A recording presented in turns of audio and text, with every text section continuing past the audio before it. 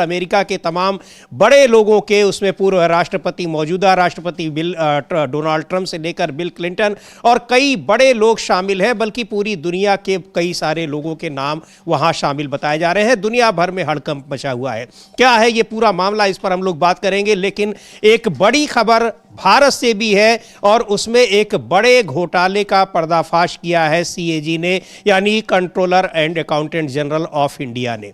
और इसकी report, CAG की रिपोर्ट जब रखी गई संसद पटल पर, तो बताया गया कि किस तरीके से प्रधानमंत्री कौशल विकास योजना में लंबे समय से खेल चल रहा है और बड़ा घोटाला उसमें सामने आया है। उस घोटाले से यह भी पता चल रहा है कि इन घोटालों में जिस तरीके से फर्जीवाड़ा किया गया है, उसके संबंध या उसका जो तरीका है वो कहीं न कहीं जो चुनावी प्रक्रिया में घोटाले की बात हो रही है, चुनावी प्रक्रिया में धांधली की बात हो रही है, उसकी तरह से पैटर्न वही दिखाई पड़ रहा है। यह हैरानी की बात है, उस पर भी चर्चा करेंगे। पहले बात करते हैं एप्स्टीन फाइल्स को लेकर। और हाँ, एसआईआर के खिलाफ एक बड़ा जुटान आज दिल्ली में हो रहा है, यानी इसको लेकर लगातार जो आवाजें उठ रही हैं। संसद में भी इस पर चर्चा हुई, उधर सुप्रीम कोर्ट में इस पर अभी चल रही है बहस। 14 तारीख को कांग्रेस पार्टी का बड़ा सम्मेलन दिल्ली के रामलीला मैदान में हुआ और अब उस पर अलग अलग तरीके से विरोध दर्ज कराए जा रहे हैं, तो उस पर भी हम लोग बात करेंगे। पहले बात करते हैं एप्स्टीन फाइल्स की। अमलेंदु जी, काफी दिनों से चर्चा थी और कि किस तरीके से ये फाइल आएगी तो एक बड़ा धमाका होगा, एक बड़ा सेक्स स्कैंडल एप्स्टीन फाइल्स के नाम से मीडिया में चर्चा में था और कई नाम जो सामने आए भी हैं, बहुत हैरान करने वाले हैं।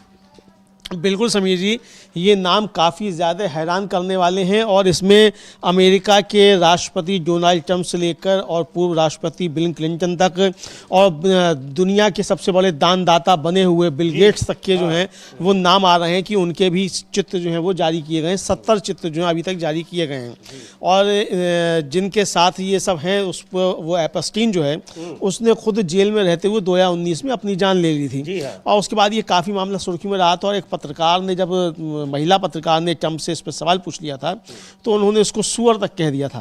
जी हाँ। ये इतना ज्यादा आग बबूला हो गए थे। ट्रंप पिछले कई महीने से लगे थे कि डिपार्टमेंट ऑफ जस्टिस इसको न जारी करने पाए। पूरी कोशिश इन्होंने की थी, चूंकि उनका भी नाम, उनको पता था कि अगर ये आएगा तो बहुत कुछ भंडाफोड़ होगा। जी हाँ, बिल्कुल, बहुत कुछ भंडाफोड़ होगा, उनका नाम आ सकता। हालांकि कहा जा रहा है कि उनके जो चित्र आए हैं वो पहले से पब्लिक डोमेन में थे, यानी पहले से ट्रंप के बारे में ये थी। बिल क्लिंटन को लेकर तो आपको याद होगा समीर जी कि वो एक मोनिका लेविंस्की वाला मामला हुआ था, उसमें उनकी कुर्सी जाते जाते बची थी और हिलेरी क्लिंटन के सामने उनको किस तरीके से शर्मिंदा होना पड़ा था, माफी मांगनी पड़ी थी, वो सब भी आया था।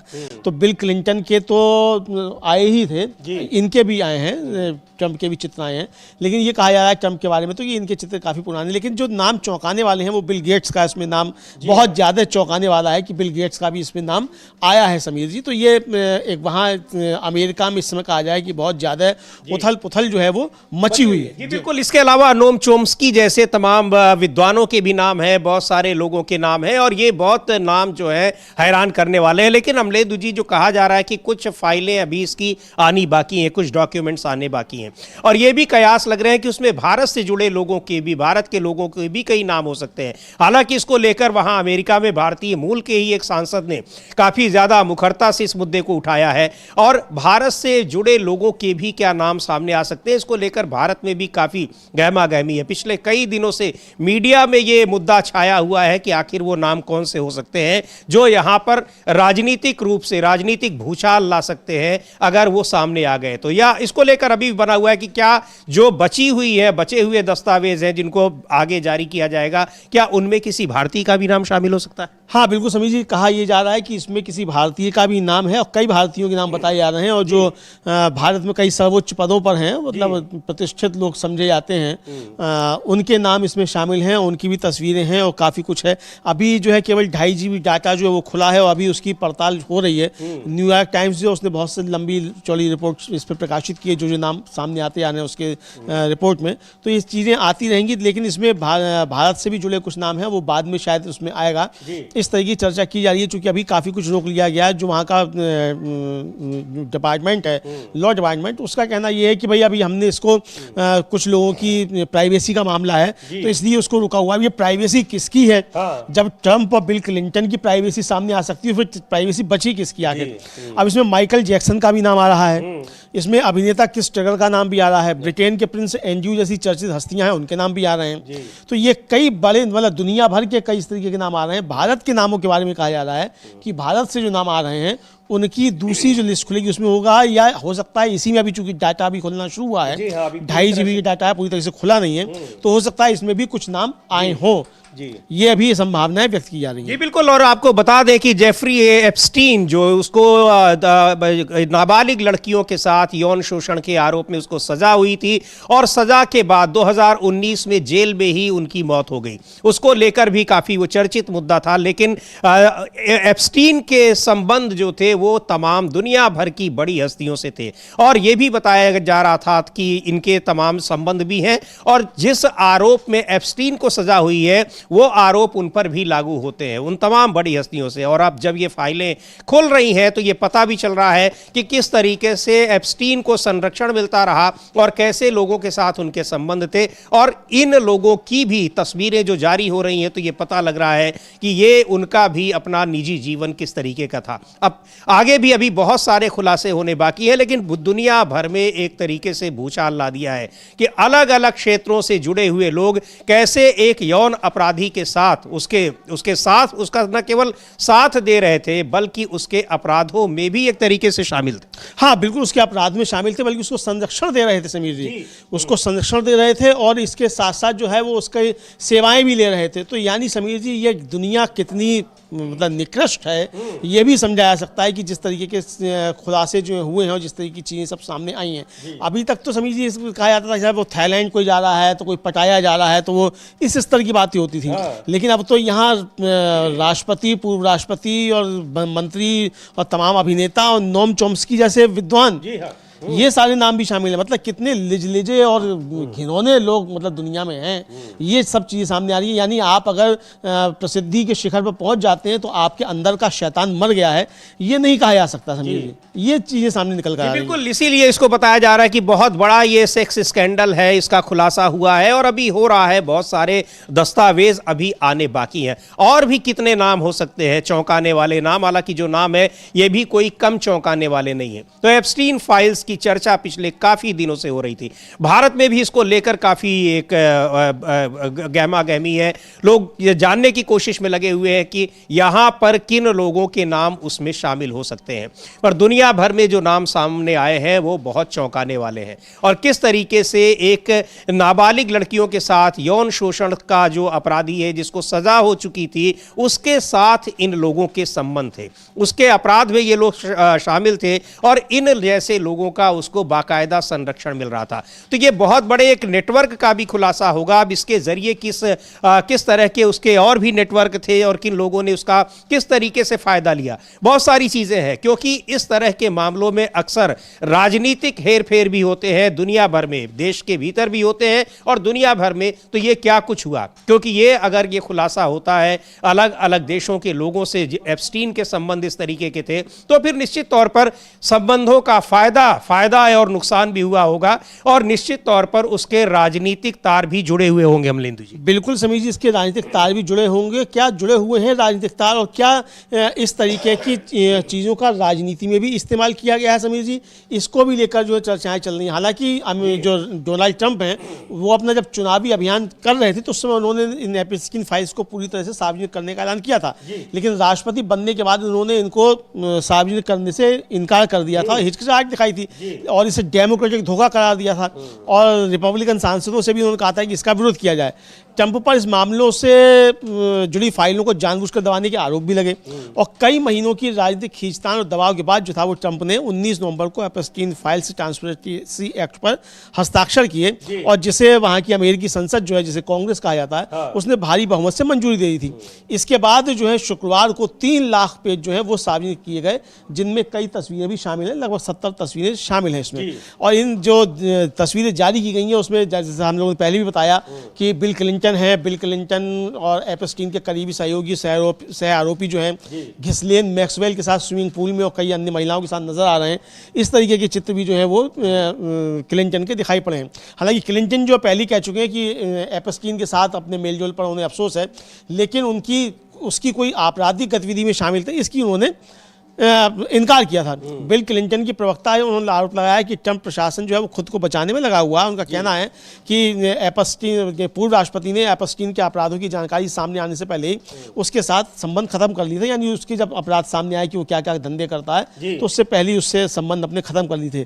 लेकिन जो चित्र बता रहे हैं वो चित्र कुछ और बता रहे हैं। तो ये एक बहुत बड़ा मामला जो है समीर जी अमेरिका में फिलहाल हुआ है। अब देखना ये कि अमेरिका से चली जो ये आग है एपस्टीन फायर जो है ये ब्रिटेन तक पहुंच गई है और भारत तक भी आने की इसकी आशंकाएं जताई जा रही हैं कि भारत तक भी आएंगी। तो यहाँ कितना ये भूचाल लेकर आता है ये देखना होगा। हालांकि प्रियंका गांधी ने तो संसद में साफ तौर पे कहा था कि वो अमेरिका में जो फाइलें खुलने जा रही हैं उस पर भी हमको चर्चा करनी है। जी बिल्कुल। तो ये इसका मतलब यहाँ भी संसद का सत्र जल्दी जो खत्म कर दिया गया और 19 तारीख का क्या सत्र जानबूझकर इसलिए 19 को खत्म कर दिया गया कि 19 को कुछ होने जा रहा है तो इसलिए आगे सत्र को नहीं चलाया गया।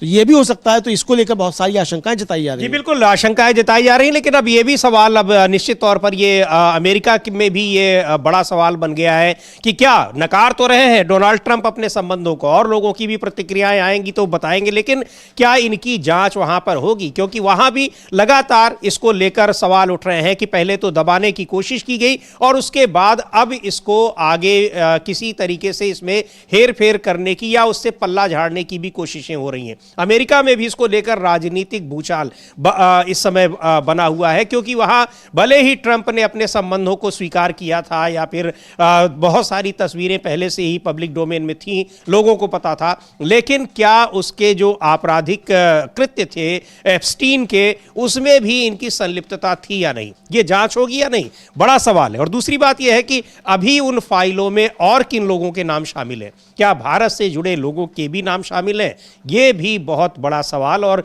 लोगों की जिज्ञासा जो है बनी हुई है। हाँ बिल्कुल, इसकी जिज्ञासा समीर जी काफ़ी ज़्यादा बनी हुई है और लोगों को जिज्ञासा ये भी बनी हुई है कि अमेरिका और भारत के जो संबंध है, दोस्तियां अमेरिका और भारत के बीच, राजनेताओं के बीच जिस तरीके की हैं, उनमें इस एपस्टीन की क्या योगदान है, इसका क्या जो है वो है और किन किन नेताओं तक इसकी आग जो है यहाँ पर पहुँचती है। हालांकि समीर जी भारत में इस तरीके की पहले भी बातें होती रहती हैं, तो यहाँ तो एक मामूली सी बात हो गई है इस तरीके होना, चूँकि यहाँ तो सब कुछ जो है वो धर्म ध्वजा के नीचे जाने आप कुछ भी कर लीजिए। तो यहाँ एक तरीके से देखा जाए तो इसको हवा में उड़ाने की कोशिशें यहाँ की जाएंगी और की भी जा रही हैं। पहले से ही माहौल इस तरीके बनाने की कोशिश की जा रही है। लेकिन सवाल ये है कि अगर भारत के कुछ लोगों के भी नाम आते हैं तो फिर जो हम विश्वगुरु बनने का दावा करते हैं, उस विश्वगुरु बनने के दावे का क्या होगा?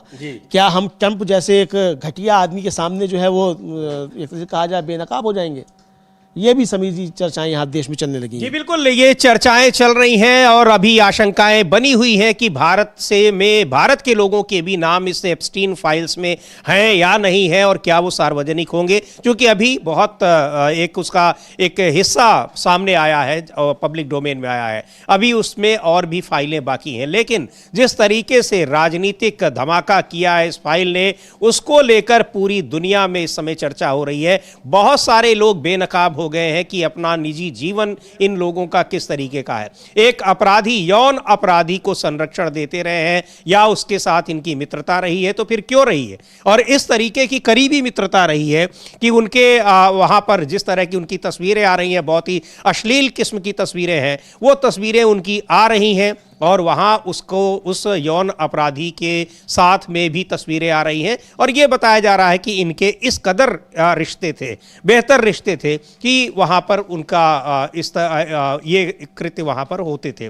तो बहुत कुछ इस एप्स्टीन फाइल्स में खुलासा हुआ है और बहुत कुछ अभी बाकी भी है। पूरी दुनिया में इस समय तहलका मचा हुआ है और डोनाल्ड ट्रंप, उनका खुद का भी उनकी भी तस्वीरें हैं, महीनों से हीला हवाली कर रहे थे, कोशिश कर रहे थे कि ये फाइलें ना खुलने पाएं, लेकिन अमेरिका में जो राजनीतिक दबाव रहा उसके चलते मजबूर होना पड़ा उनको उस फाइल पर सिग्नेचर करने के लिए। यहाँ पर यह भी देखा जा सकता है अमलेंदु जी की कितनी कोशिश उन्होंने की, लेकिन एक राजनीतिक जो वहाँ पर दबाव है, विपक्ष का दबाव है, मनोबल है, उसने मजबूर कर दिया डोनाल्ड ट्रंप को। बिल्कुल समीर जी, मनोबल जो है वहाँ और वहाँ जिस तरीके से मीडिया, एक तो समीर जी कहा जाएगी खास तौर से, वहाँ मीडिया ने जिस तरीके से इसको मुद्दा बनाया और डेमोक्रेट्स ने इसको मुद्दा बनाया, ये साफ तौर पर ट्रंप जो थे वो दबाव में मतलब नजर आए कि काफ़ी ज़्यादा उनके ऊपर इसका दबाव है। और जैसा हम लोगों ने अभी बताया कि भाई पहले से जब उनसे कहा गया तो एक महिला पत्रकार पर वो इतने ज़्यादा नाराज हो गए कि उसे सुअर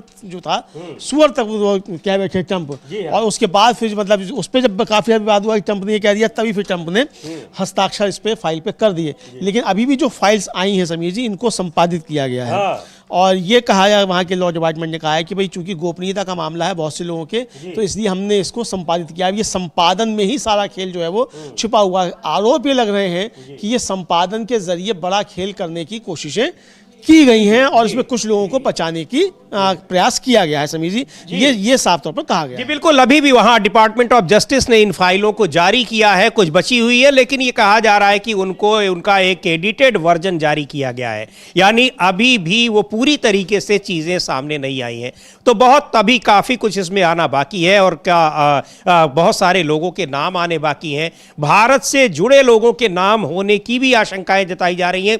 क्या होता है वो देखेंगे हम लोग। लेकिन इधर भारत में भी एक बड़े घोटाले का पर्दाफाश किया है सीएजी ने, controller and accountant general of India ने, यानी नियंत्रक और महालेखा परीक्षक ने। उसको सीएजी की रिपोर्ट संसद के पटल पर रखी गई और उसमें पता लगा कि प्रधानमंत्री कौशल विकास योजना, जिसको लेकर प्रधानमंत्री और पूरी सरकार, एनडीए सरकार इतना प्रचारित करती रही, बीजेपी के लोग प्रचारित करते रहे, कौशल विकास हो रहा है, स्किल इंडिया बन रहा है। वो स्किल इंडिया कैसे बन रहा था, कितने लोग स्किल हुए, ये जबरदस्त खुलासा किया है सीएजी ने अपनी रिपोर्ट में। क्या कुछ कहा है अमलेंदु जी? और जो कुछ हम लोग देख रहे हैं, जो सीएजी की रिपोर्ट में चीजें दिखाई पड़ रही हैं, बिल्कुल वैसे ये नहीं है जैसे वोटों की हेराफेरी की गई है। समीर जी, ये तो वोटों की हेराफेरी से ज्यादा बड़ा घपला है। वोटों की हेराफेरी में तो ये था कि चलिए 5 लाख मकानों के आगे 0 लिख दिया गया। यहाँ तो 94.53% अकाउंट जो है वो फर्जी है और उनमें 11111 जो केवल ये लिखा हुआ है। 94.53%। कितना बड़ा घोटाला जो है ये सरकार का पकड़ा गया है, मोदी सरकार का, ये प्रधानमंत्री कौशल विकास योजना में। और ये हमने नहीं किया है, किसी अखबार ने नहीं किया है, ये सीएजी की रिपोर्ट है। जिस सीएजी की रिपोर्ट पे, हालांकि वो रिपोर्ट फर्जी थी, उसमें विरोध राय ने माफी मांगी, 2G वाली। वो तो प्रिजम्पटिव अजम्पशन था कि मान लिया गया कितना नुकसान है। मान लिया गया, यहाँ मान नहीं लिया गया, यहाँ तो बाकायदा उसकी जांच की गई है। सरकार ने जवाब दिया है उसका, सरकार ने पैसा भी उसके बाद रोका है जब सवाल पूछे गए हैं सीएजी की तरफ से, उसके जवाब भी दिए। तो यहाँ ये आया है कि जो स्किल इंडिया पोर्टल है उस पर 95,90,801 प्रतिभागी जो थे, उनमें से 90,66,264 यानी 94.53% जो था, उनके बैंक अकाउंट डिटेल्स में जो लिखा था वो शून्य लागू नहीं या खाली था। इसी तरीके से शेष जो 5,24,537 उम्मीदवार थे, उनके 12,122 जो खाते संख्या थे, वो 52,381 प्रतिवादियों के लिए 2 या एक अधिक, मतलब एक ही अकाउंट नंबर था, उनमें भी 52,000 का। तो या तो ये बता रहा है अमलेंदु जी कि पूरा का पूरा पूरी योजना ही जो है वो फर्जी थी, इम्प्लीमेंटेशन इसका फर्जी, योजना ही फर्जी थी, पूरी योजना ही फर्जी थी।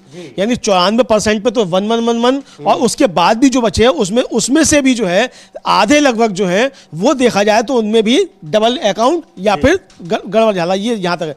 और ये भी है कि यहाँ तक कि एक उम्मीदवार के लिए एक ही खाते के मामलों में 111 या 12346 एकल खाता संख्या या केवल 5 नाम, पता या विशेष वर्ण या गलत खाता संख्याएं देखी गई।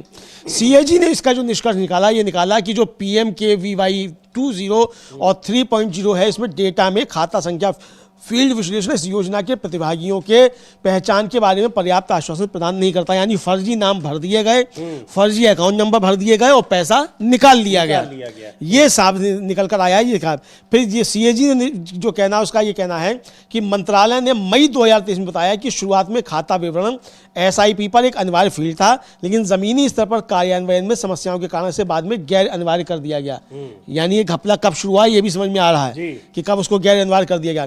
फिर मंत्रालय ने यह भी कहा कि उम्मीदवारों को भुगतान आधार सीडिंग के आधार पर किया जाता, जो सीधे उनके आधार से जुड़े बैंक खाते में भुगतान का समर्थन करता है और बैंक खाता संख्या एकत्र करने की आवश्यकता को समाप्त करता है। यानी फिर ये बचाव का तरीका निकाला गया कि उसके लिए आवश्यकता नहीं थी, वो आधार कार्ड से जुड़ा हुआ था। अब यहाँ भी और घपले आ रहे हैं जो पकड़े हैं इस सीएजी ने पकड़ा है कि जो PMKVY 2.0 3.0 था, इसके तहत 24.53 लाख प्रमाणित उम्मीदवार यानी कि जो 25.58% थे उनके लिए DBT भुगतान संसाधित किए गए। यानी जो दर्ज थे प्रमाणित जिनको कर लिया गया था उनको जब किया गया उसके 25.58% के लिए जब वो DBT किया गया तो केवल 17.69 लाख उम्मीदवार यानी कि 18.4% जो थे उनके ही खाते में वो पैसा पहुंच पाया। जब ये लागू किया गया कि आधार कार्ड से जोड़ दिया गया और डायरेक्ट बेनिफिट होगा, तब वो सिर्फ 18% के पास पैसा पहुंचा, ये समझ में आया। फिर अक्टूबर 2024 में मंत्रालय ने जो रिपोर्ट दी उसके अनुसार 95.91 लाख उम्मीदवारों में से 61.14 लाख यानी कि 63.75% को DBT के माध्यम से भुगतान किया गया। ये अक्टूबर में 2024 में बताया। तो एक घपला जो पकड़ा गया है समीर जी, ये 2015 से लेकर 2022 के बीच ये घपला हुआ है। इतने लंबे समय तक ये घपला चलता रहा और जब CAG ने इस पर जांच करना शुरू की तब फिर जो था इसको आधार कार्ड से जोड़ा गया, उसमें भी इतना घपला। जब से योजना शुरू हुई है तभी से 2015 में ही शुरू हुई है, तभी से। तो ऐसा स्किल तो मोदी जी ही दे सकते हैं लोगों को। ये लंबी दूर की सोच जो है, ये तो लंबा विजन उन्हीं का हो सकता है। मोदी जी का तो उन्होंने दिया है उनकी सरकार ने। फिर 34 लाख से अधिक प्रमाणित उम्मीदवारों को PMKVY के चरणों को पूरा होने के बाद भी भुगतान नहीं किया गया, अपर्याप्त जानकारी कारण। मंत्रालय ने उम्मीदवारों को बैंक अकाउंट डिटेल्स के बिना प्रमाणित लोगों को भुगतान सुनिश्चित करने के लिए किए गए प्रयासों की जानकारी प्रदान नहीं की और एक ही तस्वीर पर कई लाभार्थियों के जो थे वो उपयोग किए गए। यानी जैसे वहां ब्राजीलियन आ गई थी मॉडल, तो ऐसी कोई ब्राजीलियन मॉडल यहाँ भी रहा होगा, उसके नाम पे कई जो जारी किए गए। शायद कांग्रेस की कोई चल रही है PC। जी हाँ, बिल्कुल, उस पर अभी हम देखेंगे। लेकिन ये बहुत बड़ा घोटाला है। 2015 से ही प्रधानमंत्री कौशल विकास योजना लोगों को, युवाओं को स्किल करने के लिए, यानी उनको कुछ विशेष प्रशिक्षण देकर ताकि वो रोजगार के लायक बने, ये महत्वाकांक्षी योजना सरकार ने शुरू की। लेकिन CAG की रिपोर्ट बता रही है कि 2015 से लेकर और 2022 तक कैसे उसमें फर्जीवाड़ा हुआ, उसके नाम पर कैसे इंस्टीट्यूट खोले गए, कैसे वो बंद इंस्टीट्यूट है, कहीं सारी चीजें कागजों पर हैं और यहां तक कि जो बेनिफिशियरीज हैं जिनको फायदा पहुंचाया गया वो भी सारे के सारे, लगभग सारे के सारे फर्जी हैं। 95% लोग फर्जी हैं, उनके अकाउंट नंबर की कोई जानकारी नहीं है, नाम में फर्जीवाड़ा है। पूरी तरीके से ये दिखाई पड़ रहा है कि इस योजना को कैसे, जबकि इसमें ना जाने कितने करोड़ रुपए इसमें खर्च कर दिए गए होंगे अमलेंदु जी। करोड़ों रुपए खर्च। सवाल पूछा भी आता है कि कितने लोगों को आपने स्किल किया। हाँ, स्किल कितने लोगों को स्किल किया और स्किल होने के बाद उनको कहाँ नौकरियां मिली, ये भी तो बताया जाए। तो ये अभी तक समीर जी कुछ भी सामने नहीं आ रहा है, ये साफ तौर पे देखा जा सकता है। इस समय राजीव शुक्ला जो है वो PC कर रहे हैं समीर जी, और शायद नेशनल हेराल्ड केस और को लेकर कर रहे, गुजरात में है शायद इस समय। तो हम लोग देखते हैं क्या कुछ कह रहे हैं, उसको भी हम देखते हैं। लेकिन ये जिस तरीके का एक बड़ा घोटाला ये CAG ने पकड़ा है, यानी controller and accountant general of India ने, और उस रिपोर्ट को पेश किया गया है, संसद में रखा गया है। उस रिपोर्ट में ये कहा गया है कि प्रधानमंत्री कौशल विकास योजना में किस तरह से धांधलेबाजी हुई है, और अभी नहीं, शुरुआत से ही, जब से ये योजना शुरू हुई है तब से लेकर अब तक ये धांधलेबाजी लगातार जारी है, पूरी तरह से फर्जीवाड़ा है। कई योजनाओं के बारे में इस तरह से कहा जाता है, लेकिन ये तो स्किल इंडिया, इसको लेकर प्रधानमंत्री भी लगातार बयान देते रहे हैं और बातें करते रहे। हालांकि पिछले कुछ समय से इसकी बातें नहीं हो रही हैं, लेकिन इसको लेकर ये उनकी बड़ी महत्वाकांक्षी योजना बताई जा रही थी। अब ये समझ में आ रहा है कि किसको स्किल किया गया। हाँ, किसको स्किल किया गया, और जो काफी लंबे समय से स्किल योजना की बात नहीं हो रही, वो इसीलिए नहीं हो रही होगी क्योंकि मालूम पड़ गया होगा एक चोरी पकड़ी जा चुकी है। CAG ने ये चोरी पकड़ ली है। इतना ही नहीं समीर जी, जो CAG का ऑडिट हुआ उसमें यह पाया गया कि कई जिलों में जो प्रशिक्षण केंद्र थे वो बंद थे और उनको पैसा दिया गया। बंद प्रशिक्षण केंद्रों ने पैसा ले लिया, इसको लेकर यह भी आया।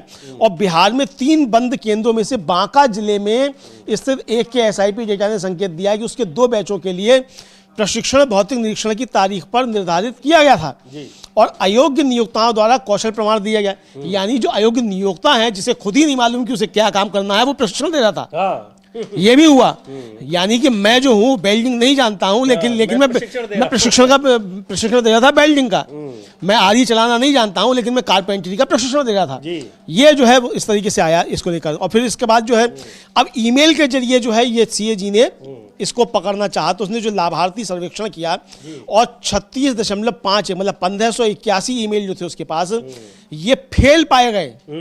जी, मतलब जो ईमेल दर्ज किए गए थे इसके बाद कि साहब वो आधार से कर दिया गया है और ये सब बातें हुई, इसमें जब जोड़ दिया गया तब ये सामने आया समीर जी कि 15,081 मेल जो थे वो 1,581 मेल जो कुल ईमेल का 36.51% थे, ये बाउंस हो गए। और जिन मामलों में ईमेल पहुंचा भी 171 उम्मीदवार, तो उसमें केवल 3.95% यानी कि 171 उम्मीदवार जो थे उनमें से ही उनकी प्रतिक्रिया मिली, वापस आई। और जो ये आया 171 प्रतिक्रियाएं जो आई, उनमें से 171 जो थी, 171 में से 133 जो थी वो एक ही ईमेल आईडी से जवाब आए। यानी कि 1581 मेल जो हैं वो भेजे गए, जो वो बाउंस हुए, और उसके बाद जो वापस आए 171 ईमेल वापस आए, उनमें से भी 131 जो थे वो एक ही ईमेल आईडी से वापस आए जवाब। यानी ये सारा फर्जीवाड़ा बिल्कुल एक पैटर्न पे हो रहा है और संगठित तरीके से हो रहा है। संगठित तरीके से हो रहा है समीर जी। जब चारा घोटाले को लेकर करे कोई ट्रक वाला लालू प्रसाद यादव को सजा हो सकती है, तो यहाँ नरेंद्र मोदी को क्यों नहीं हो सकती है? फिर अब ये सवाल उठेंगे, विपक्ष करेगा इस सवाल को, कर रहा है विपक्ष इस सवाल को लेकर जब से ये रिपोर्ट आई है।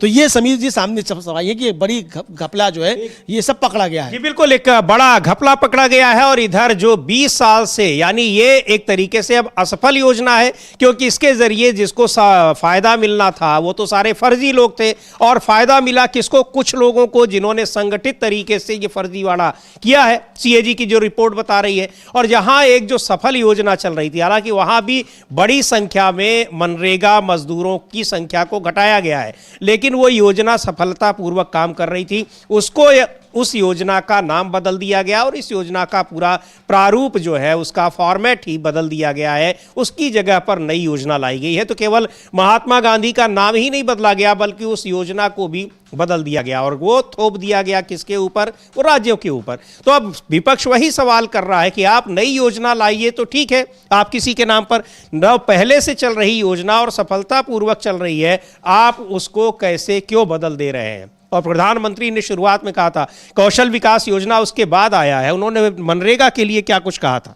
हाँ बिल्कुल, मनरेगा के लिए कहा था कि ये तो आपकी विफलताओं का स्मारक है और मैं इसको जो हूँ रखूंगा और मोनूमेंटल है, इसको बना के रखूंगा, ये सब का बातें कही गई थी। लेकिन अब ये जो आ रहा है ये क्या है, ये मोदी जी बताएं जरा। बिल्कुल भाई, वहाँ तो लोगों को रोजगार भी मिला, आपने सरकार ने खुद स्वीकार किया कि भाई मनरेगा ने और जो खाद्य सिक्योरिटी एक्ट था उसने जो है कोरोना में बहुत ज्यादा काम किया, उसकी वजह से देश बचा रहा। तो ये तो आप स्वीकार कर रहे हैं, मोदी जी की सरकार स्वीकार कर रही है, सदन के अंदर स्वीकार कर रही है। तो भाई इस कौशल विकास योजना से आपने कितनों को प्रशिक्षित किया और क्या प्रशिक्षण दिया? यही फर्जीवाड़ा करने का प्रशिक्षण दिया? तो ये भी बता दीजिए कि हमने इतने लोगों को फर्जीवाड़ा करने का प्रशिक्षण दिया। तो ये जोड़ दिया जाए कि भाई कौशल विकास योजना जो है वो फर्जीवाड़े करने का प्रशिक्षण देती है, उसमें कामयाब रही। फिर बिल्कुल, ये निश्चित तौर पर ये अब सवाल उठेगा और एक बड़ा मुद्दा बन गया है। लेकिन जिस तरीके से मनरेगा को भी खत्म करने किया गया है, महात्मा गांधी का नाम बदल दिया गया, नई योजना लाई गई है, उसको लेकर ये विरोध लगातार होता रहा संसद में, और विपक्ष की गैर मौजूदगी में पारित भी हो गया। पर विपक्ष इसको लेकर सड़कों पर उतरा हुआ है और कहा जा रहा है कि इसको वापस लेना पड़ेगा सरकार को। इसीलिए एक दिन पहले ही संसद का सत्र भी उसका अवसान कर दिया गया। लेकिन विपक्ष इसको लेकर हमलावर है सरकार पर। कांग्रेस के नेता हैं मुकुल वासनिक, क्या कुछ कह रहे हैं मनरेगा के नाम बदलने को लेकर और जो कुछ किया गया है, मनरेगा की जगह दूसरी योजना जो लाई गई है, उस षड्यंत्र को लेकर मुकुल वासनिक को सुनते हैं।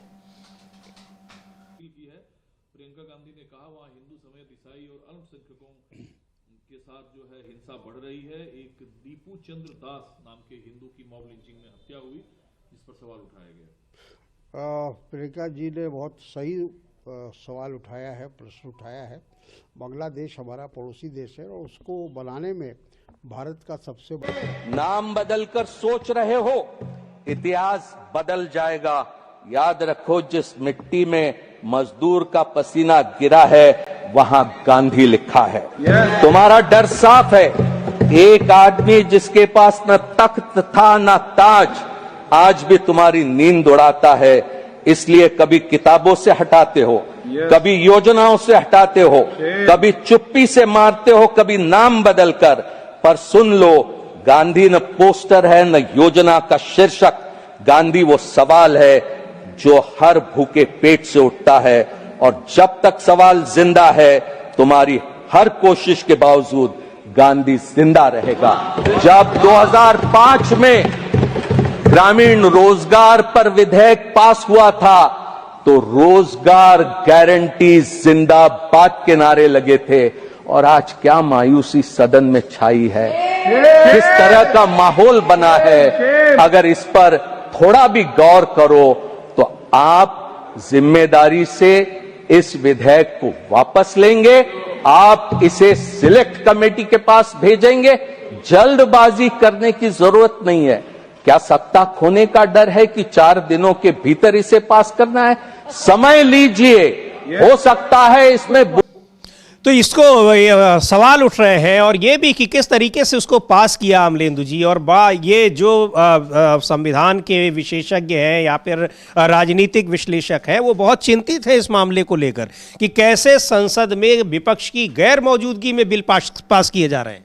बिल्कुल समीर जी, विपक्ष की गैर मौजूदगी में बिल पास किए जा रहे हैं, आनंद फानंद में बिल लाए जा रहे हैं, उस पर बहस नहीं कराई जा रही है, बिना बहस के बिल पास हो जा रहे हैं, विपक्ष को बाहर कर दिया जा रहा है तब बिल पास हुए जा रहे हैं। ये साफ तौर पर समीर जी देखा जा रहा है कि किस तरीके से ये सामने आया है। अच्छा, इधर एक मतलब ये इसको लेकर प्रियंका गांधी ने सवाल भी उठाया कि भाई आप बिना बहस के किए दे रहे हैं, हम जिन मसलों पर बहस करना चाहते हैं उस पर आपके लिए समय ही नहीं है। और संसद के अंदर प्रियंका गांधी ने कहा कि भाई इस पर चर्चा तो हो, बहस तो हो। आप जो बिल लेकर आ रहे हैं बिना बहस के, प्रदूषण पर चर्चा के लिए समय भी अलॉट कर दिया, फिर भी नहीं किया। अरे समीर जी, वो तो चुनाव सुधार पर करा दी, ये क्या कम है? वरना तभी कह देते समय पूरा हुआ, बिल्कुल भंग कर रहे हैं। और 19 दिसंबर क्यों चुनी गई, अब ये भी समझ में आ रहा है कि एपस्टीन फाइल भी 19 दिसंबर को खुलनी थी, इसको बंद कर दिया जाए। ये इस तरीके के आरोप भी अब विपक्ष की तरफ से साफ तौर पर लग रहे हैं समीर जी, ये साफ तौर पर दिखाया जा सकता है। जी बिल्कुल, ये आरोप लग रहे हैं। लेकिन मनरेगा को लेकर विपक्ष हमलावर है और कह रहा है कि ये सरकार को वापस लेना पड़ेगा, उसी तरीके से जैसे कृषि कानूनों को वापस लिया गया था। खैर, सुनते हैं क्या कहा कांग्रेस पार्टी के नेता राजीव शुक्ला ने। अभी फिर से लगे उनको कुछ करें, लेकिन इनका झूठ बेनकाब हो गया और लोगों ने के सामने तस्वीर आ गई। अदालत ने ये तस्वीर दी कि नेशनल हेराल्ड का कोई घोटाला वही नहीं है, न गांधी परिवार ने कोई घोटाला किया। एक ये बात हमारे को थोड़ा आपको बतानी है, जिसकी डिटेल्स अगर आप चाहेंगे तो हम एक प्रेस नोट उसमें से दे देंगे निकाल के, जो आपको डिटेल दें। तो एक ये प्रश्न था। दूसरा विषय है मनरेगा का।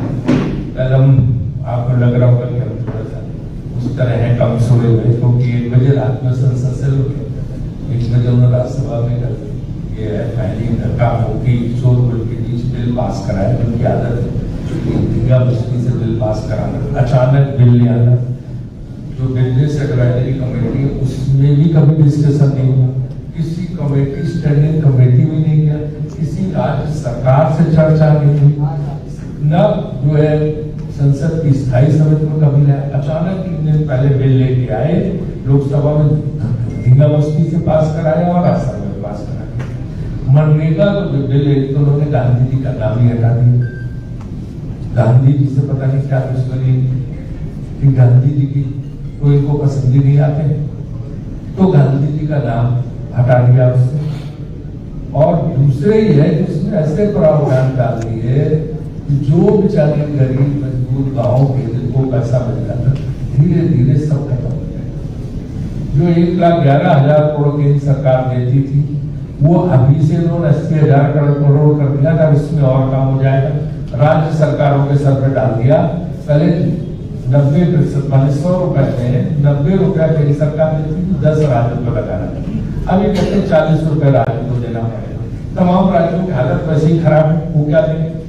और काम पे घंटे करते 125 कर दिए, लेकिन हम तय करेंगे, काम भी हम ही तय करेंगे, ग्राम पंचायत नहीं तय करेंगे। तो ये तो काम देंगे नहीं, 50-55 दिन का मुश्किल से काम रह जाएगा, पैसा भी कम करते चले जाएंगे, राज्यों से पैसा नहीं मिलेगा। तो जो मनरेगा के जरिए गाँव में लोग जो है रोजी रोटी चला रहे थे, अपना जीवन यापन कर रहे थे, इनकी कमाई हो जाती थी, सारा ये सरकार, मोदी सरकार खत्म कर गांव की अर्थव्यवस्था को पूरा चौपट कर देंगे। गांव के गरीबों के खिलाफ बहुत बड़ा कानून है, कल सारे लोग संसद में पूरा विपक्ष चिल्लाता रहा कि इसको वापस दो, इसको किसी कमेटी में। तो क्यों कर दिया गया? और गांव के जो ग्रामीण इलाकों के बेरोजगार युवक हैं उनके लिए एक रोजगार की गारंटी का कार्यक्रम था, गारंटी भी खत्म कर दी गई, रोजगार भी, लेकिन सरकार इसको लेकर बहुत प्रफुल्लित दिखाई पड़ रही है। पर सबसे बड़ा सवाल यह है कि ऐसा कहा जा रहा है विपक्ष की ओर से कि कुल मिलाकर मकसद ये था कि महात्मा गांधी के नाम को हटाया जाए। हाँ बिल्कुल, विपक्ष तो यही कहा है कि कुल मकसद ये था कि महात्मा गांधी के नाम को हटाया जाए और महात्मा गांधी के नाम को हटाने के साथ साथ जो लोगों का अधिकार है वो भी छीन लिया जाए। तो लोगों का अधिकार भी छीन लिया गया, महात्मा गांधी का नाम भी हटा दिया गया। हालांकि कांग्रेस अब कह रही है कि हम इसको लेकर आंदोलन करेंगे, देशभर में आंदोलन करेंगे। अब होगा देशभर में आंदोलन, ठीक है, देशभर में आंदोलन होता रहेगा, लेकिन जो फिलहाल तो सरकार कामयाब हो गई है अपने मकसद में। जो उसका मकसद था तो वो एक तरीके से देखा जाए वो कामयाब हो चुकी। लेकिन इसको लेकर जिस तरह से जो राजीव शुक्ला भी कह रहे हैं, कपिल सिब्बल ने कहा कि एक तो संसद के सत्र को छोटा कर किया जा रहा है लगातार, और दूसरी ओर इस तरीके से अचानक बिल लाया जा रहा है और बिल को पास करा लिया जा रहा है। विपक्ष उसमें न तो विपक्ष से पूछा जा रहा है, न विपक्ष किसी कोई सलाह ली जा रही है, न ठीक से उस पर चर्चा हो रही है, और विपक्ष सदन में जब बाहर है उस समय उसको पारित करा लिया जा रहा है। तो ये संसद के महत्व को किस तरीके से कम किया जा रहा है और एक तरीके से इग्नोर किया जा रहा है। विपक्षी सांसदों को तो किया ही जा रहा है, संसद को भी एक तरीके से इग्नोर किया जा रहा है। बिल्कुल समझिए, संसद को भी इग्नोर किया जा रहा है, बल्कि संसद को बाईपास किया जा रहा है। विपक्ष को इग्नोर किया जा रहा है, संसद को बाईपास किया जा रहा है। ये साफ तौर पर देखा जा सकता है कि किस तरीके से ये पास कराया गया। इसको लेकर विपक्ष की अपनी तीखी प्रतिक्रियाएं हैं। समीर जी, हम लोगों ने भी सुना कि सदन के अंदर था मुकुल वासनिक ने किस तरीके से इसको लेकर बहुत ज़बरदस्त तरीके से इसको अपनी बात रखी उन्होंने कि आप जो इसको ख़त्म करना चाहते हैं महात्मा गांधी की, आप फिर से जान लेना चाहते हैं, तो वो आप जान नहीं ले पाएंगे। तो ये साफ तौर पर देखने को मिला। समीर जी, बिल्कुल इसको लेकर कि महात्मा गांधी के नाम पर जो योजना चल रही थी और सफलतापूर्वक चल रही थी, और इधर अब ये भी एक बड़ा मुद्दा बन गया है कि किस तरीके से प्रधानमंत्री कौशल विकास योजना में घपलेबाजी हुई है। पूरी की पूरी योजना ही बिल्कुल कागजों पर ही केवल दिखाई पड़ रही है। फर्जी अकाउंट, फर्जी नाम, और उनको लाभ पहुंचा दिए गए हैं। लोगों को वहां स्किल करना था, यानी उनको कुछ चीजें स्किल प्रशिक्षण देना था कि कुछ काम करने की चीज़ें सीख जाएं, यानी कुछ बनाना, उसमें एक बहुत सारी चीज़ें होती हैं, लेकिन वो सारा पूरी की पूरी योजना, उससे जुड़े हुए संस्थान, स्कूल, ट्रेनिंग सेंटर सब फर्जी तरीके से चल रहे थे। CAG की रिपोर्ट बता रही है कि करीब 95% अकाउंट ही उसमें फर्जी थे। बहुत बड़ा मुद्दा है अमलेंदु जी, इसमें लाखों करोड़ रुपए खर्च किए हैं सरकार ने प्रधानमंत्री कौशल विकास योजना में, फिर गया कहां सारा पैसा? बिल्कुल समझिए, लाखों करोड़ रुपए खर्च किए हैं और 2015 से योजना चल रही है। यानी इसका मतलब इस सरकार के दिमाग में आते ही इस तरह की चीजें करने की योजना थी। ये योजनाबद्ध तरीके से ये करके आए हैं, और जब CAG ने चीज़ें पकड़ी हैं तब जाकर उस पर प्रतिबंध लगाना शुरू किए गए, फिर जोड़ना शुरू किया गया उसमें आधार कार्ड से, और फिर आधार कार्ड से जोड़ने के बाद भी घपले होते रहे। और यानी जो जिनको आधार कार्ड से भी जिनको पैसा दे दिया, इसका मतलब उनको भी प्रशिक्षण नहीं दिया गया, क्योंकि 171 में से 131 जो हैं वो एक ही ईमेल ID से जवाब दे रहे हैं। तो इतनी सारी गड़बड़ियाँ इसमें मामले में पकड़ी गई हैं। तो ये बहुत ज़बरदस्त तरीके से पकड़ा गया है, ये साफ तौर पर आया है। और फिर ये मंत्रालय का जो कहना है, उस पर जो प्रतिक्रिया है मंत्रालय की, उसका ये कहना है कि उसने पिछले सीखने और कार्यान्वयन अनुभव से प्रेरणा लेते हुए मजबूत सुधारात्मक उपाय स्थापित करने और जवाबदेही को गहरा करने की योजना को काफ़ी मजबूत किया। ये उनका अपना कहना है। कितना मजबूत किया ये सामने निकल कर आया। उसके जो कहा गया है रिपोर्ट में, जो कहा गया है, जो घपलेबाजी की गई, उसका कोई जवाब नहीं है। उसका कोई जवाब नहीं है, उसका कोई जवाब नहीं है। वो तो जो सवाल पहले पूछे रिपोर्ट आने से पहले CAG ने, उसके जवाब में ये मंत्रालय की का कहना है। और उसका ये कहना है कि योजना प्रौद्योगिकी सक्षम निगरानी, आधार प्रमाणित eKYC, बढ़ी हुई निगरानी और एकीकृत डाटा पारदर्शिता और प्रभावी लाभार्थी ट्रैकिंग को सक्षम करने के लिए स्किल इंडिया डिजिटल हब के साथ संचालित होती है। अब होती है 22 तक क्या हो रहा था, क्या हो रहा था, बिल्कुल 2015 से 22 तक 7 साल तक क्या हो रहा था, और किसी को कोई जानकारी नहीं थी। आपको ये योजना चला रहे हैं तो उस योजना का क्या परिणाम निकल कर आ रहा है, कहाँ हो रही है, सरकार का पैसा खर्च हो रहा है, उसकी बाकायदा आती है रिपोर्ट कि आपने इस पर क्या काम किया, पैसा कहाँ खर्च किया गया, तो कोई पूछने वाला नहीं था जी। चेक एंड बैलेंस कुछ नहीं है इस सरकार में। यानी जिसका मन जहां है वहां जाके खर्च करो। इसीलिए अधिकारियों को ये सरकार बहुत ज्यादा भाती है जी कि भाई यहाँ खूब उन्हीं के जरिए होता सब सारा फर्जीवाड़ा हो रहा है, खूब खाने कमाने को मिल रहा है। तो जब खाने कमाने को मिल रहा है तो अब पता नहीं कहाँ का हिस्सा जाता होगा, हमें थोड़ी मालूम है। जी। राजीव गांधी तो शरीफ आदमी थे, उन्होंने बता दिया था कि हम भेजते हैं 1 रुपया यहाँ से, गांव में पहुंचता है 15 पैसा, 85% गायब हो जाता है। यहाँ तो 100% का 100% गायब हो जा रहा, कोई कहने वाला भी नहीं गायब हो गया। यहाँ तो 100% गायब हो गया। तो यहाँ तो जो भेजने वाले हैं क्या वो भी शामिल हैं? तो ये सवाल उठाए कि चूंकि इसलिए ये सवाल उठाए कि मंत्रालय ने फिर इस पर 7 साल में क्या कार्रवाई की, ये नहीं बताया मंत्रालय ने। अभी भी इस पर क्या कार्रवाई है वो नहीं बताया है आपने। तो ये बहुत बड़ा घपला है एक तरीके से। बिल्कुल बड़ा घपला है और लाखों करोड़ रुपए की ये योजना बहुत ही महत्वाकांक्षी योजना, और कैसे 2015 से लेकर 2022 तक 7 साल 8 साल तक कागजों पर ही चलती रही। अब उसके बाद की रिपोर्ट आएगी तो पता चलेगा कि आगे भी वो कागजों पर ही